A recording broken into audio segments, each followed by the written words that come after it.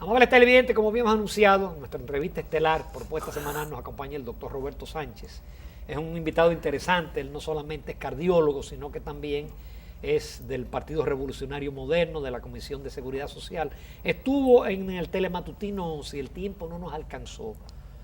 Y vamos a comenzar por ahí con un tema de la desigualdad en la República Dominicana.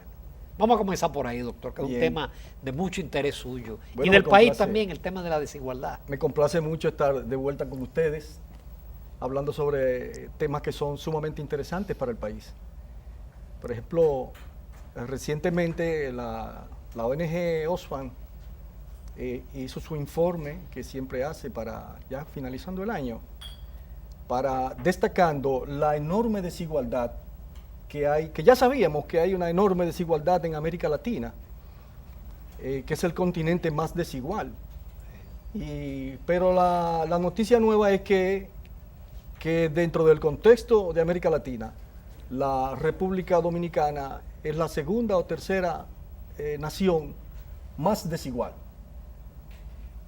Resulta, dice Oxfam, que el problema está, entre algunos de los problemas está el que los grandes empresarios latinoamericanos concentran las riquezas en bancos del exterior.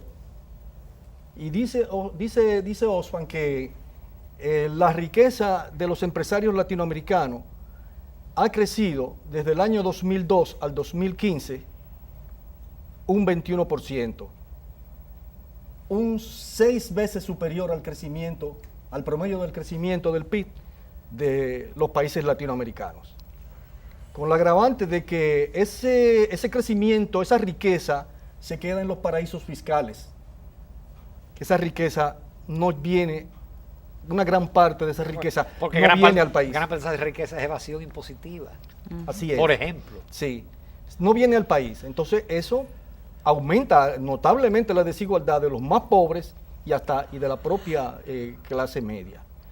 Lamentablemente el sector empresarial latinoamericano y del mundo, pero nosotros estamos mucho más quedados en esa parte, no tiene conciencia de lo bueno que es mantener a esos dos sectores en buena situación. Y si no, vamos a ver veamos el ejemplo último de Nicaragua. ¿Cómo tiene al país? ¿Cómo está Nicaragua por el tema de la seguridad social? Por la escasa inversión en la seguridad social, ¿verdad? ¿Y qué le ha costado desde el punto de vista político? Le ha costado el gobierno. Sí.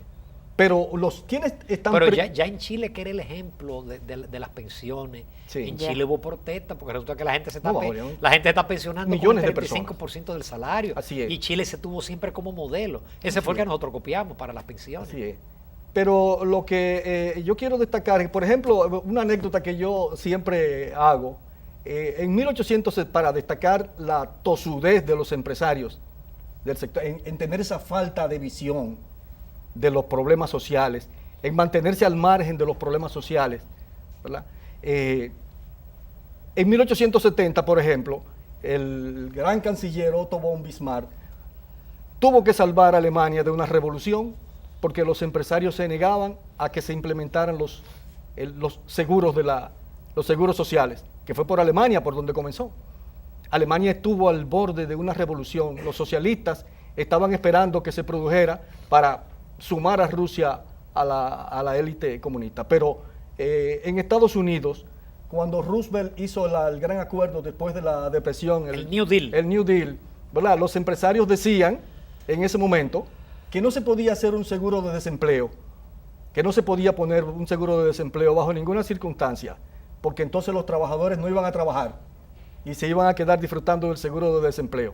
Iban a trabajar 6 meses y 6 meses iban a disfrutar del seguro de desempleo. Y además decían que las pensiones tampoco se podían aumentar, porque el ahorro nacional se iba a caer y que se iba a producir una gran catástrofe. Afortunadamente, Roosevelt no le hizo caso. Pero aquí nosotros, las desigualdades son tan profundas, por ejemplo, como que nosotros tenemos 90,000 pensionados que ganan 5,000 pesos, cuando la pensión debe ser, el objetivo de la pensión es sustituir. Eso no da ni para los medicamentos que requiere. No da para nada. Si sufre de la presión no les da para comprar los y sufre de glicemia. Porque son un sector sumamente enfermo. Pero, por ejemplo, tenemos 4 millones de personas todavía fuera del sistema de seguridad social que no tienen acceso. Entre ellos tenemos los empleados, los trabajadores por cuenta propia, que no pudo, acuérdese que no pudo entrar el régimen contributivo. El contributivo subsidiado. El contributivo no pudo entrar, el contributivo subsidiado, ¿verdad? Pero no solo eso, tenemos el 54% de la población no tiene acceso a agua dentro de la casa, dentro del hogar. Solo un 27% de la población tiene acceso a agua y saneamiento, a la parte de la disposición de la secreta a través de las cloacas. Y un 20 y pico por ciento deposita sus secretas en los pozos filtrantes, eso que siempre se han hecho, ¿verdad? Contaminando todo el subsuelo. Pero esas agravantes ocurren en el sector, los sectores que tienen que ver con la seguridad social en el país están no hay forma que uno vea que suelten un poco, que entiendan un poco el problema. Hay que modificar la ley, doctor. Sí, claro, hay que modificarla. La ley era buena en su contexto, pero fue desvirtuada totalmente desvirtuada. Mira, por ejemplo, ahora la propuesta que tiene, que ha hecho el incumbente de la Cisarril, la entrada en los niveles de atención, ¿verdad? La entrada de la estrategia de salud a través de atención primaria. Pero que eso lo dice la ley incluso. Sí, lo dice la ley, pero la ley no dice lo que él está haciendo. La ley no dice lo que está haciendo, porque incluso eso acentúa aún más la inequidad dentro del país. ¿Y por qué? Pero es una cosa increíble. Eso es increíble, Ramón. Que desde los propios funcionarios de la seguridad social estén acentuando la situación de inequidad de la población. Pero y no es que es muy buena la propuesta de él. La propuesta fuera buena, sí, la propuesta es magnífica, pero que no es por ahí que debe entrar. Esa propuesta debió entrar hace 17 años. Wow. Debió entrar hace 17 años, cuando todo estaba aparentemente listo para que entrara. Pero el sector empresarial, con su falta de visión siempre, el sector empresarial de la salud, ¿verdad? Con su falta de visión, se opuso a todo eso. Dentro del Consejo, donde hay otra situación de inequidad, porque la inequidad se replica en los organismos del Estado y en el sector empresarial también. El veto. El veto. Ese veto ha impedido todas las mejorías que se pueden hacer en la seguridad social. Entonces, no lo digo yo, lo dice el Programa de las Naciones Unidas para el Desarrollo de la República Dominicana, que dice que ese organismo no tiene competencias para propiciar el desarrollo social con la seguridad social, porque ese organismo lo que hace es que replica las inequidades que se ven en la sociedad, dándole más poder al que tiene más poder y quitándole poder al que tiene menos poder. Entonces, por eso usted ve ahora esta propuesta descabellada del incumbente de la Cisarril, descabellada, porque no es por ahí por donde tiene que entrar. Según la ley, debe entrar por el régimen subsidiado, que es el que está preparado. Sí, porque el gobierno ha construido los centros de atención. Claro, las unidades, las clínicas rurales, los subcentros de salud, los hospitales provinciales, las unidades de atención primaria, las UNAD, ¿verdad? Sí. Que son las que tienen que bregar con el problema. El sector privado no tiene UNAD, no tiene ningún tipo de proveedor. No, pero además de eso, el privado que paga su dinero se le va a hacer muy difícil dejar de ir donde su médico, sí, su especialista, claro, y atenderse a un lugar. Claro, pero además póngale atención a esto, Él dicen los defensores, que eso es muy beneficioso porque va a disminuir el gasto de bolsillo. Es verdad que lo va a disminuir. Pero le vamos a disminuir el gasto de bolsillo a quien tiene más. a quien tenemos que disminuir el gasto de bolsillo es al que tiene menos. Entonces, por donde debe entrar es por el régimen subsidiado, que son los 3, 4 millones que no tienen acceso a la salud. Entonces, tú le estás dando más acceso a los que tienen ya un acceso, mientras los que no tienen acceso no le estás dando ninguno. Entonces, por ese lado nosotros apoyamos plenamente al Colegio Dominicano y el Frente de Seguridad Social del PRM le brinda pleno apoyo al colegio, porque es justo y porque está basamentado en la ley. Doctor, pero yo quiero ver la cosa desde el contexto.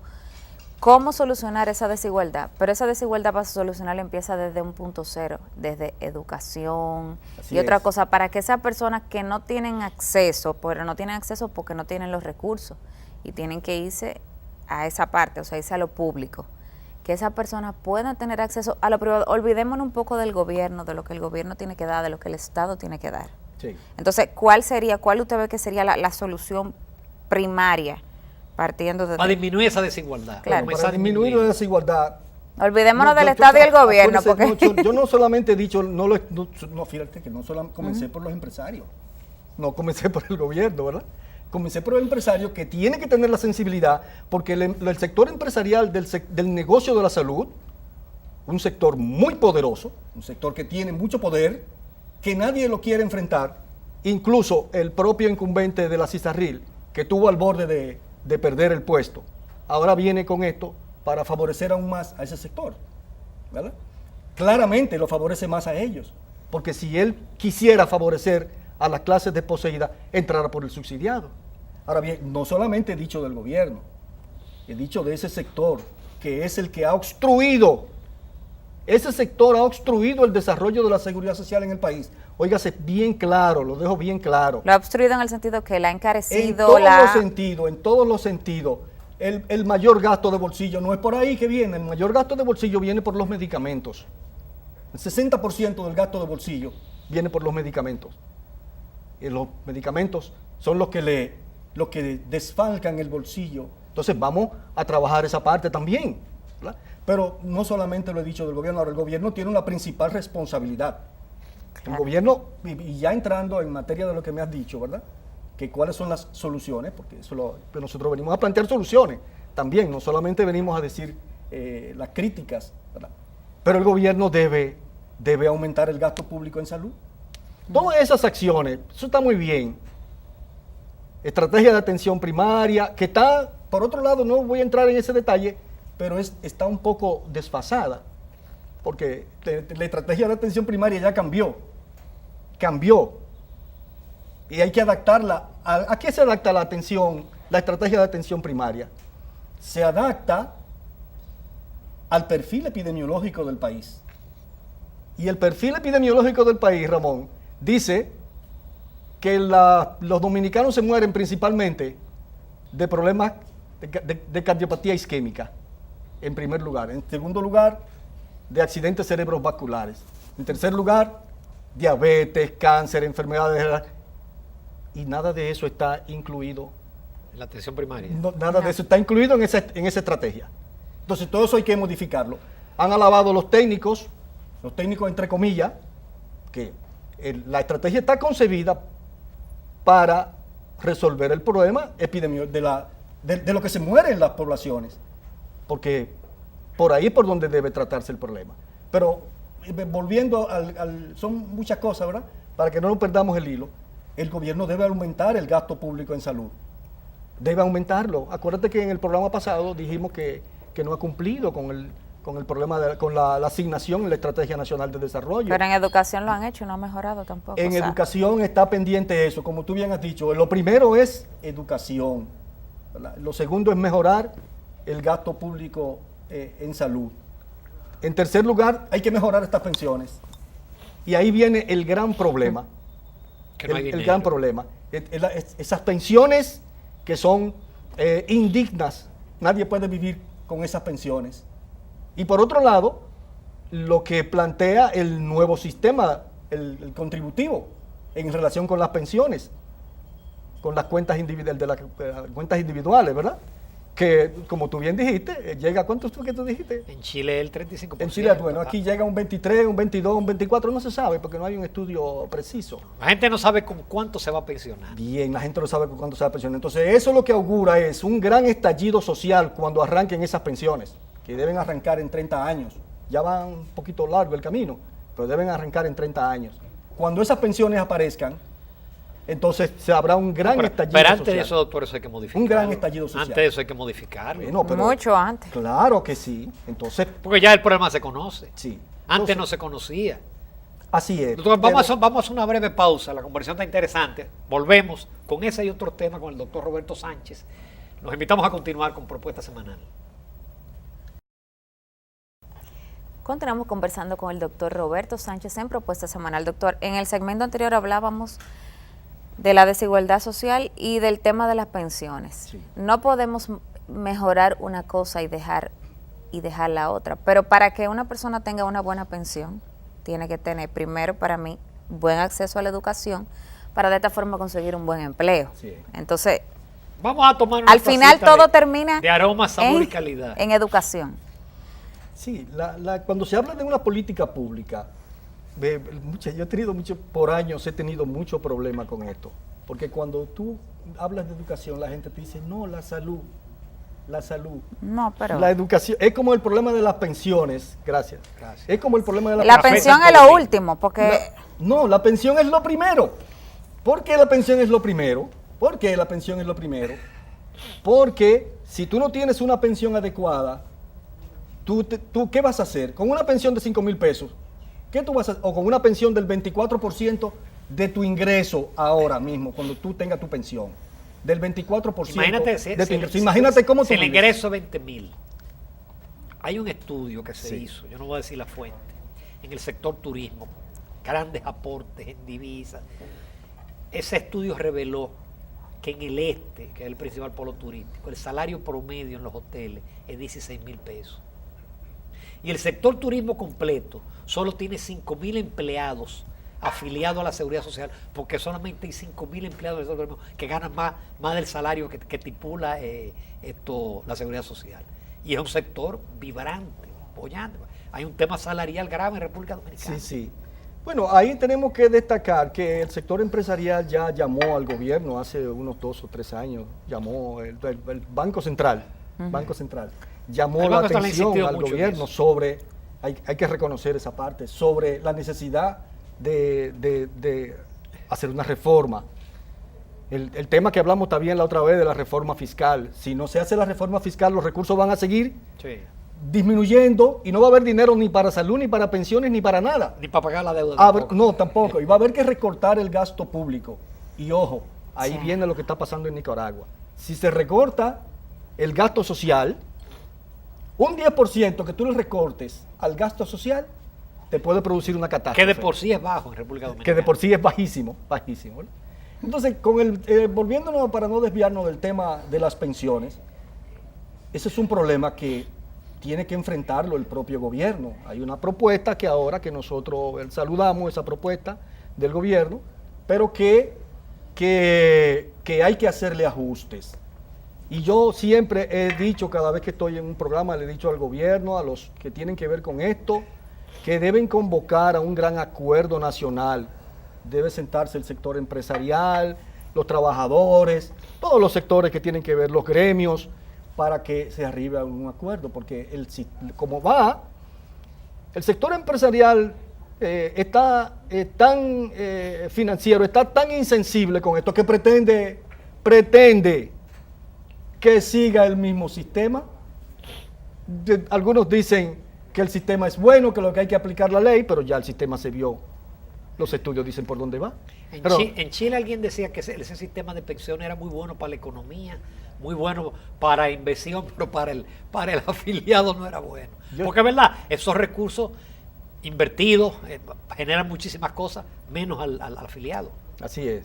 Entonces, hay que ponerle cuidado a eso. En el tema de las pensiones, nosotros como Frente de Seguridad Social del PRM, responsable de esa política social, nosotros ya tenemos propuesta. Claro, aclaro, no es la propuesta del partido, pero nosotros tenemos propuesta para llevarla al partido y para Claro, presentarla. cuando haya candidato y, Sí, y haya exactamente. programa de gobierno. Sí, Doctor, claro. pero en lo que no hay desigualdad, fue en lo que usted señaló de las enfermedades cerebrovasculares, eso ataca a ricos y a pobres por igual. Eso ataca rico, pero ataca más a los pobres. Ah. Claro, sí. Porque los pobres son los que... Ahí tiene que ver cuáles son los factores de riesgo. ¿Cuáles? Sobrepeso, estrés. Primero, ¿verdad? La hipertensión arterial, Alimentación. que ataca más a la clase más pobre, porque no tiene acceso a medicamentos, no tiene acceso a servicios de salud. A veces ni saben que son hipertensos. Sí, a veces la mayoría de gente no lo sabe, ¿verdad? Y hay una verdadera epidemia. Mi esposa me decía esta mañana, yo estoy asombrada con la cantidad de gente que me dice que sufre de la presión. Y es verdad que es así. La mayoría de la gente no lo sabe. Y hay muchos jóvenes que están con eso. Lo mismo que hay también un gran porcentaje de jóvenes que están padeciendo de accidentes cerebrovasculares. Sí. Como destacábamos la vez anterior. Es increíble el número. Pero ya son por exceso, Cerca ¿no? de Esos son por exceso. Sí, claro, porque los accidentes cerebrovasculares deben ocurrir con el 85% está después de los 50 años de edad. Pero de los 50 años de edad para abajo, hemos visto un aumento de cerca de un 15%, lo cual hay Doctor, que ¿y ponerle por qué es atención. cierto que si un infarto le da a un joven tiene más posibilidad de matarlo que si la persona es más vieja? ¿Eso es cierto? ¿O Sí, eso es porque una la leyenda? capacidad de regeneración de los vasos, ¿verdad? En los ancianos favorece más. Es más lenta. Sí. En el joven es más lenta. En el joven es más lenta. Así es. Doctor, y entonces, ya para culminar con esa parte Pero yo no quiero nosotros tenemos la propuesta de las pensiones, yo quiero decir una parte antes de que... Sí, no. Sí. La propuesta de nosotros, el sistema tal y como está no puede seguir. No, No puede definitivamente. seguir. Entonces eso tiene que estar claro. De inicio, de entrada, el sistema tal y como está no puede seguir. Nosotros tenemos una propuesta con 2 pilares. Vamos a dejar al sistema actual tranquilito, por allá, disfrutando de su empresa, ¿verdad? De las AFP, pero la responsabilidad del Estado tiene que ser asumida. ¿Cómo? Nosotros hemos propuesto un pilar solidario, reparto, que garantice la pensión digna para una persona. Por ejemplo, todo aquel ciudadano... ¿Cuál es una pensión digna en términos de porcentaje, no de sueldo? ¿Qué porcentaje de tu sueldo? Bueno, la pensión digna es la que más se acerca a la renta, a tu ingreso que tú tienes cuando te pensionas. Okay. Doctor, pero eso Sí. implicaría una erogación formidable por parte del gobierno. Pero tiene que asumirlo, porque hay dinero suficiente para eso. Hay dinero suficiente para eso. Si se corrigen ciertas cosas, hay dinero para eso. Hay que hacer una reforma del Estado para poderte enfrentar todo eso. Entonces, Sí, porque, por ejemplo, el régimen subsidiado es solamente para la salud, pero el régimen subsidiado no tiene pensiones. bueno, las debe tener. Están en la ley y las debe tener. Porque el país no puede ser para solamente para el que puede pagar, para el que puede trabajar. El país tiene que ser para todos. Nosotros vemos el país desde el punto de vista ético. Un congénere, una persona que es de nuestro propio, del género humano, nosotros no podemos dejarlo sin salud y sin pensión a que se muera, desde el punto de vista ético. No se le puede negar ni la salud, ni lo básico para alimentarse. Entonces tiene que recibir el régimen subsidiado. Sí, claro, no se le puede dar por las cuestiones financieras, no podrá tener un acceso a una pensión que sustituya, digamos, un 90% de su renta, ¿verdad? Porque si incluso no trabaja, pero hay que buscar algo. Además hay que planes sociales. Cuando usted a una persona de ese tipo, un indigente, usted tiene acceso a la salud, tiene acceso a la educación. Si es una persona mayor, tiene acceso a descuentos, ¿verdad? Por determinados usos del metro, de los autobuses, tiene acceso a casas de atención. No, en Europa es un tiro tener más de 65 años. No, y además ya en Europa están muy claros. Usted, una persona que tiene 80 años, no está sentado, está como una microempresa produciendo. Y ese es el acto. Entonces nosotros en la propuesta que tenemos, nosotros propiciamos que todo aquel que trabajó 30 años sin tomar en cuenta la edad, tiene acceso al 100% de su pensión. Sin tomar en cuenta la edad. Trabajó ya, lo produjo, trabajó 30 años. Estoy salvaje. Ya produjo su ahorro, lo trabajó 30 años. Ahora bien, si una persona, por ejemplo, trabajó 25 años, ¿verdad? Yo dije los 30 años, pero también puede ser las 360 cotizaciones. Porque 30 años, 360 cotizaciones equivalen a 30 años ininterrumpidos. Así es. Pero si tú, una persona, solamente pudo trabajar 25 años y tiene 60 años de edad, tendría derecho entonces a una pensión del 90% del salario del promedio de los últimos 12 salarios que recibió. Pero si la persona tiene 20 años trabajando, ¿verdad?, tendría acceso a una pensión de un 80%. Ahora bien, en ningún momento la propuesta que nosotros tenemos contempla una pensión menos del 60%, independientemente del tiempo que usted haya trabajado, que sería lo menos con lo que tú pudieras darle a una persona para que viva. Okay. Pero eso todo sería con fondos estatales. No, porque la propuesta es un régimen obligatorio. Ahí va todo el mundo. Todos los trabajadores van ahí. Porque sería obligatorio. Los que elijan sus AFP se quedarían en el sector de las AFP. Pero es un régimen obligatorio. Estatal. Estatal. Sí, claro, tendría asiento en el Ministerio de Hacienda, que es el que gestiona el plan de reparto.